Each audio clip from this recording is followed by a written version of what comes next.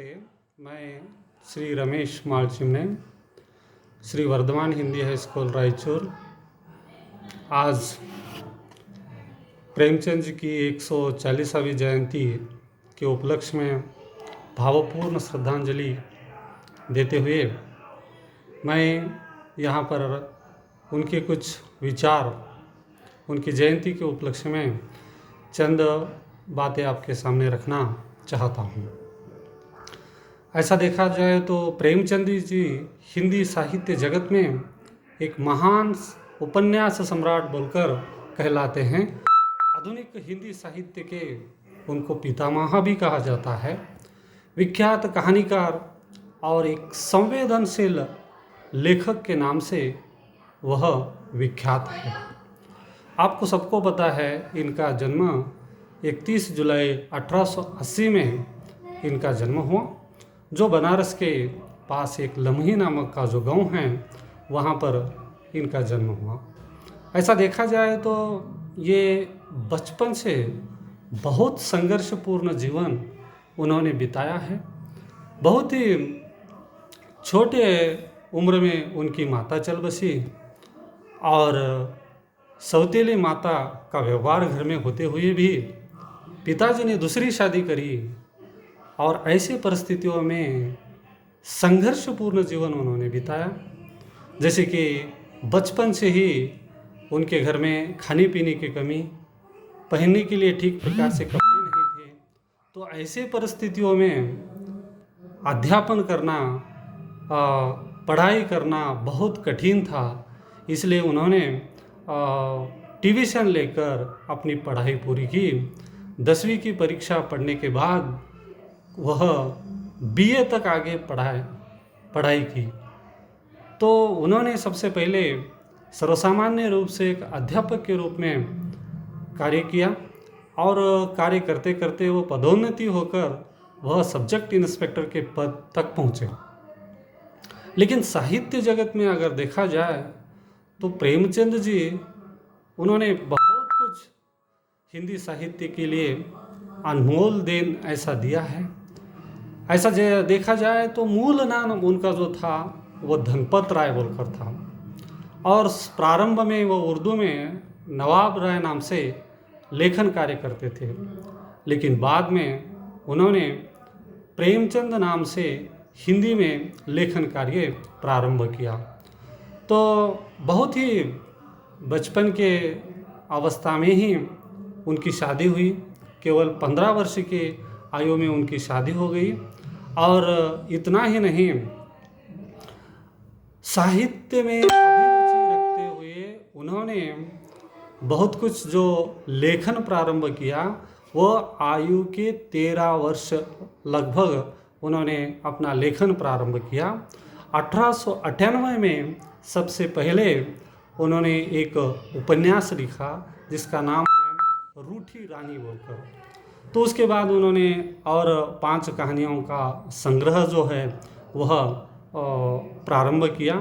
तो इस प्रकार से एक के बाद एक उन्होंने लेखन कार्य प्रारंभ करने लगे और हमारे हिंदी साहित्य के लिए अनमोल ऐसी जो देन उन्होंने दी है वह मानस सरोवर बोलकर जो कहानी संग्रह है, 8 विभागों में उसको हम विभाजित करे हैं।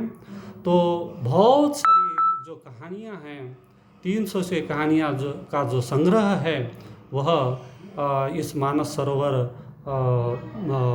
ग्रंथ में हमें देखने के लिए मिलता है। प्रेमचंद जी ने अनेक उपन्यास लिखे। उसमें प्रमुख रूप से अगर देखा जाए तो गबन है, निर्मला है, रंगभूमि है, कर्मभूमि है, गोदान है। ये जो सारे उपन्यास, प्रमुख उपन्यास अगर देखा जाए तो इन उपन्यासों में प्रमुखतः से समाज का वास्तविक चित्रण देखने के लिए मिलता है। वास्तविक अर्थात उस काल में समाज में लोगों की परिस्थिति क्या थी, यथार्थ चित्रण देखने के लिए उनके उपन्यासों में मिलता है, जैसे हुबेहुब। इसलिए प्रेमचंद जी का साहित्य यानी कि समाज का दर्पण कहा जाता है। अर्थात उस काल का जो समाज था, जो लोग थे, जो गरीबी थी, उसका यथा प्रकार उन्होंने अपने साहित्य में निर्माण करने का, लिखने का प्रयास उन्होंने किया है। वह मानवतावाद और आदर्शवाद के लेखक थे। अर्थात सच्चाई से अगर देखा जाए तो उनके उपन्यासों में, उनके कहानियों में जो पात्र आते हैं वह पीड़ित पात्र होते हैं, या तो समाज से, या तो आर्थिक स्थिति से, या रीति रिवाज, रूढ़ी परंपराओं से। इतना ही नहीं, उस काल में जो अंग्रेजी शासन था, देश में बहुत गरीबी थी, बहुत बेरोजगारी थी, और केवल बेरोजगारी नहीं, भ्रष्टाचारी का भी बोलबाला था। तो इन सारी परिस्थितियों का वर्णन उनके उपन्यासों में हमें देखने के लिए मिलता है। इतना ही नहीं, हम देख सकते हैं कि कफन कहानी में भूख जो है, भूख का सामना मानव कर नहीं पाता है, और वह कफन के पैसों से भी अपनी पेट की भूख मिटाना चाहता है। तो ऐसी स्थिति मानव को क्यों आई?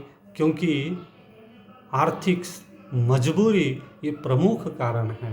इतना ही नहीं, गबन उपन्यासों में हम देखते हैं कि रमानाथ अपनी पत्नी जालपा के साथ किस प्रकार का झूठ बोलबाला करता है, और वह गबन कर लेता है, गबन हो जाता है।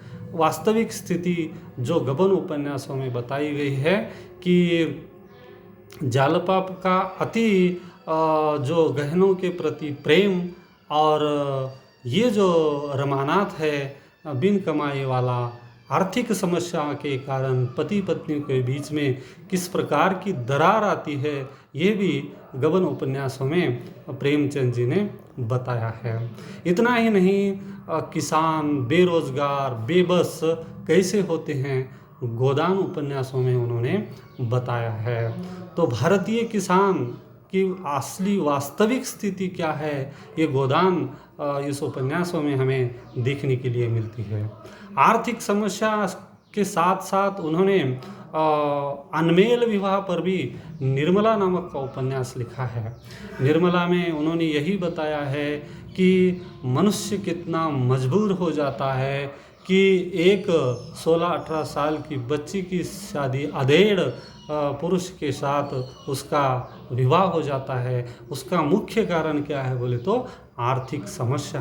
तो ऐसी आर्थिक समस्याओं के कारण जूझता हुआ हमारा जो समाज है, इनकी समाज की जो कुछ ऐसी प्रथाएं हैं, रूढ़ी रिवाज जो प्रथाएं हैं, ये सब कुछ उनके उपन्यासों में हमें देखने के लिए मिलता है।